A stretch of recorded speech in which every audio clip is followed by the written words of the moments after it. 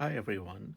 Today I'm going to review a reality show that I've been watching for many years, but I stopped watching, took a break from it for almost 8 months, and decided to return to it because I think it became too crass and too crappy and almost fake sometimes.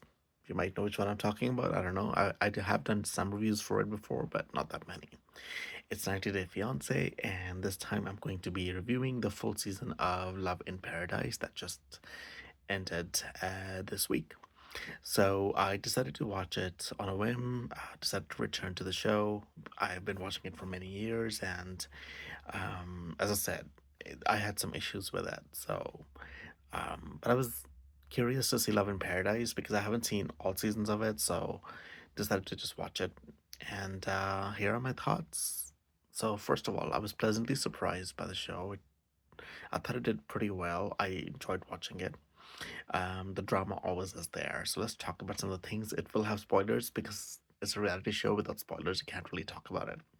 So, the first couple is Kyle and Anika. So, um, Annie or Anika, however you want to call it, she lives in Malta and Kyle is in LA. And they meet online because Kyle is a sperm donor and they get to talking and found chemistry and decide to date online for a little bit. And then Kyle goes to meet Annie and we find out more and more about him. And uh, so, okay, he's a sperm donor, that's fine. But then when we find out he does sperm donation using sex, that was cringe for me. Um, Annie knew about it, which I didn't know at first, but okay. That should have been the first red flag. Not that he's doing that, but him not willing to give up sex is something that shows the immaturity and he has a long way to go. And then he acts like a total creep, defends himself as being an American, and that's what Americans do. I mean, yeah, I get it.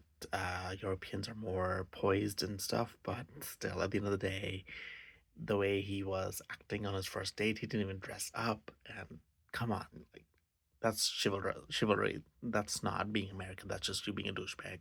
Sorry to use that word, but it's just true. I'll talk about it in the end. What happens if they end up together or not? Or maybe you should. Maybe I'll leave that. Actually, I won't talk about that if they end up together or not. But they have some major issues, and you'll find out if they do decide to date or not. What happens after the show, obviously, we don't know, but um, you'll find out at the end of the season what they decide together while he's still in Malta. The next couple is Sean and Aliyah. So that was an interesting couple. At first, I was curious to see how this is going to work out because Aliyah used to be Douglas, so she's cross-dressing Aliyah and she's doing a transition. She's moving on towards feeling more like a woman, and we find out that they were a gay couple, and now she is a full time a woman. And it was very interesting to see Sean's perspective and what he thought of it and how he felt in the relationship. I totally support Aaliyah being herself. I understand it. Um, what I found very unique perspective was Sean's take on things and how he felt about it in the relationship, and he wasn't sure. um, I thought they were just gonna break up, but they didn't. Sean was very uh, patient. He did say something that was a red flag, and Alia does bring it up with her friend, which was good for her. That gave me a pause about Sean, uh, but I was very interested. In the towards the end, we find more about breaks in the relationship and what issues they have. Like they were an open relationship, which we didn't know at first. And Aliyah is not comfortable with that, but Sean thinks because it's the long distance, that's what he wants to do. So they do have things to worry about. Um, so you find out what happens with them. Are they still together or not? During the show, what happens when Sean goes back to New York, and what happens with them? Again, won't reveal that. Next one are Luke and Madeline. So Luke and Madeline were another interesting couple. Luke was okay, should be. He's a good-looking guy. I thought he was really good-looking. Um, just his looks are my type for some reason, and just Madeline was like again, he's spending so much money on Madeline, and she does not respect him for that. But she's only 19. I kept thinking to myself, she's too young to know what she wants. He set a business up for her. He's totally broke. He lost his job. Still goes to visit her in Colombia, and they have fights and they have issues. And Luke tries to talk to her about prenup, and that blows up. Everything just goes in the wrong direction for them. So it'll be interesting to see what happens after the show. Um, they do think of breaking up, but do they break up or not? You'll have to find out in last episode.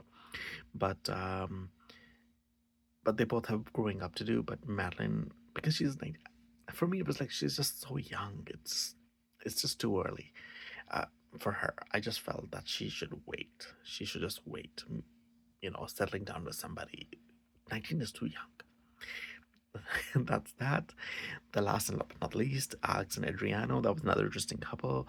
I really liked Alex. She is poised. She's smart. She's pretty. She's looking for love. She's 30 and she thinks that, this is the end of it. Like, I have to find somebody. And she thinks Adriano is that guy. But they have issues. We find it from the beginning. He loves threesomes, and that's something that's a big issue for them. And she wants to clarify that, so she goes to visit him in Italy. And Adriano turns out to be, he had a nice body, but there was nothing else to like about him. Like, his personality was not that nice. He looked very immature. It was always about him. He broke up with her twice and she still wanted to be with him. That was really weird.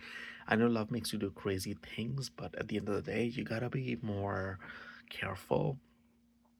Um, so Adriano, like, he's still pushing the threesome issue, and he does something that breaks the camel's back, and Alex is like, okay, I think I'm done now.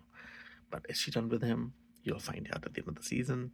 And again, after the show, we don't know what happens with any of these couples, um, but he really hurts her in a big way, and he doesn't understand the whole racial thing. He does not understand her feelings and does not consider her. He kept pushing with threesomes. He was like so immature. At 33, if that's your main goal, then maybe don't get into a relationship. He claims to love her, but then he doesn't show it. So those are my thoughts. It was a fun, good show. There were some really big issues that we saw happen. Um, should you watch it? I would say if you like a show like that, definitely worth a watch. I enjoyed watching it. It was a good. It was good.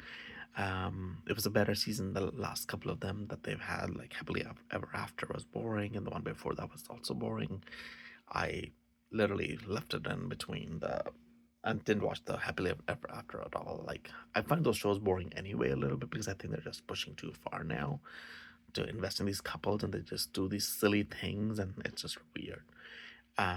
But it's a good show. Give it a watch. It's available on TLC or Discovery Plus. Thank you so much for watching.